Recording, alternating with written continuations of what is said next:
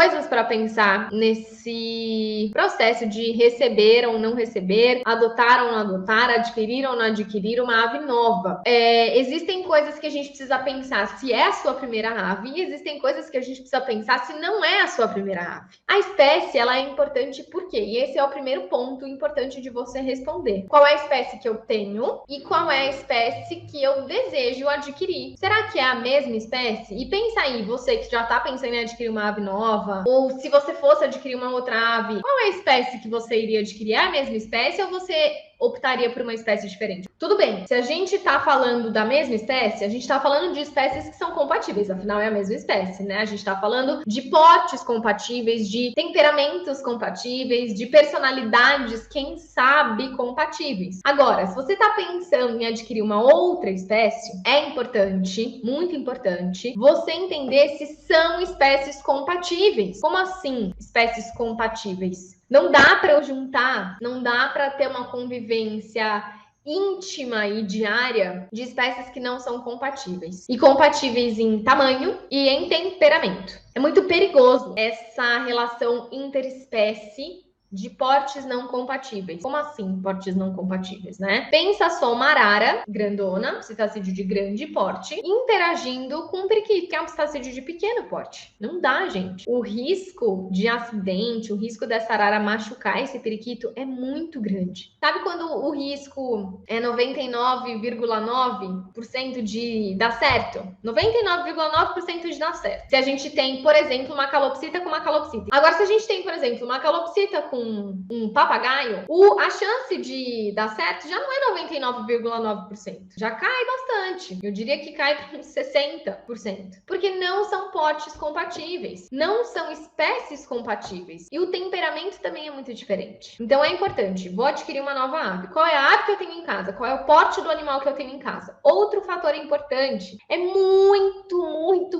interessante, mas muito interessante, que se você tem um animal silvestre da nossa fauna brasileira, é interessante que você, mesmo se você opte por uma outra espécie, é interessante que você mantenha ali na linha do animal silvestre, tá? Então vamos supor que eu tenho uma jandaia, é interessante que eu tenha uma tiriba também. Agora, se eu tenho uma tiriba, eu fico, não é que é 100% contraindicado, mas é mais difícil a gente ter um exótico junto, tipo um ringneck junto. A gente já começa a correr riscos de saúde por problemas de saúde que acontecem mais com aves indianas, africanas, que são ali da Austrália, que não acontecem com as nossas aves brasileiras. Então é muito legal você ter animais da mesma origem também. Nem sempre a gente consegue, né? Mas é bastante interessante que a gente siga também essa linha de pensamento. Então, poxa, se eu tenho um animal que é australiano, vou continuar na linha do australiano. Se eu tenho um africano, vou continuar no africano. Se eu tenho um aqui da América do Sul, eu vou continuar aqui na América do Sul. Tá? Isso é interessante de pensar. Não é 100% a minha recomendação e na enorme maioria dos casos isso não acontece.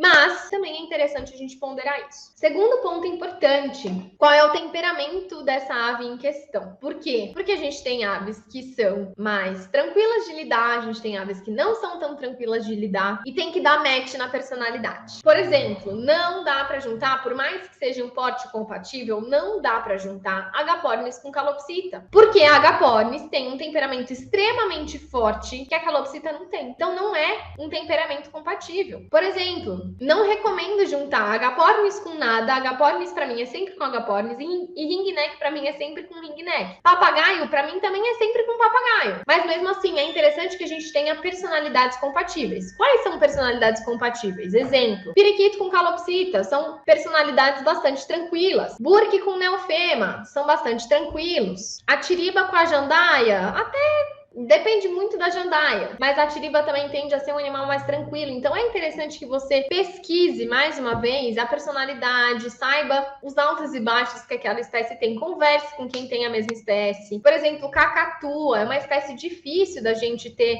uma boa compatibilidade de temperamento. Arara, depende da arara. Se for a canindé, tem um comportamento mais tranquilo. Se for a macaúa vermelha, já é um comportamento mais complicado. Então é interessante você estudar a espécie em questão, tá bom? Adquirir sua ave, vai trazer ela para casa. É importante, não dá para pular essa etapa. É importante você realizar o período de quarentena O que é o período de quarentena? Sem entrar em muitos detalhes aqui, porque o período de quarentena ele é complexo. Mas é um período onde essas aves precisam ficar separadas, longe uma da outra, para que a gente não tenha transmissão de doença, tá? Se eu tenho uma ave em casa, que ela tá saudável, que tá tudo bem com ela, eu sei que tá tudo bem com ela porque eu fiz exame, não é porque eu acho que tá tudo bem. Eu trago alguém de fora. Eu trago uma ave de fora para dentro da minha casa. Eu preciso fazer quarentena. Poxa, você trouxe algo de fora que você não sabe se tem vírus, se tem bactéria, se tem fungo, se tem parasita, se tem protozoário, se tem ácaro.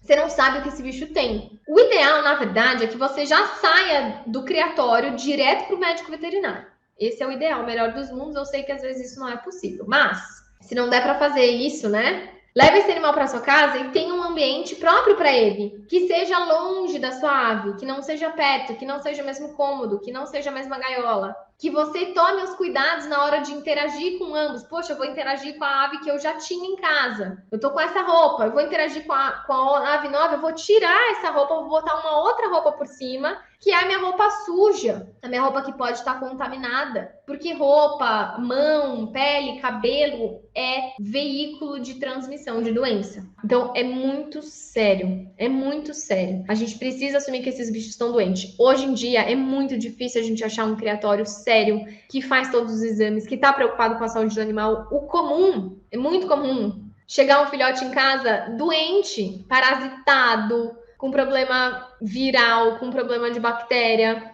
E se você não tem os devidos cuidados, você vai passar isso para a ave que você já tem em casa. E eu tenho certeza que não é isso que você quer. Afinal de contas, né? Você quer o quê? Prevenir doença, não quer? Então a quarentena ela é muito importante.